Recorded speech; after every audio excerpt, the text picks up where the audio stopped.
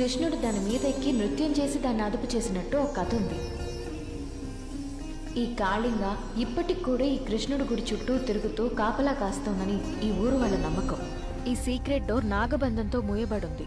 అది గరుడ మంత్రం చదివితే తెరుచుకుంటుందని తాళపత్రాల్లో ఉంది. ఆ గరుడ మంత్రం కృష్ణప్ప గారి కుటుంబానికి మరియు కొంతమంది ఋషులకు మాత్రమే తెలుసంట. అలాంటప్పుడు ఆయన్ని అడుగుదాం, ఏమంటావు? మీ ఇంట్లో దొంగతనం చేస్తామని వెళ్ళి ఓనర్నే తాళం అడుగుతావా? అప్పుడు డోర్ పగల కొట్టేద్దాం, అవదా? ఏదో వాగుతూ ఉంటావా? దీనికి వేరే దారే లేదా? ఉంది, ఇది చూడు. వ్యూహ చక్రం, ఇట్స్ ఎ కీ. ఆ గుంట చూడు, అదే నాగబంధం.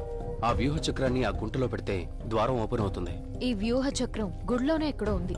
దానికి కావలసిన క్లూని మనమే వెతకాలి. దీనికన్నా బ్యాంక్ కన్నా వేసి ఫారెన్ వెళ్ళి సెటిల్ అవ్వడం బెటర్. ప్లాన్ ఎప్పుడు ఎగ్జిక్యూట్ చేయబోతున్నాం? ఇంకో 7 రోజుల్లో సూర్యగ్రహణం రాబోతుంది.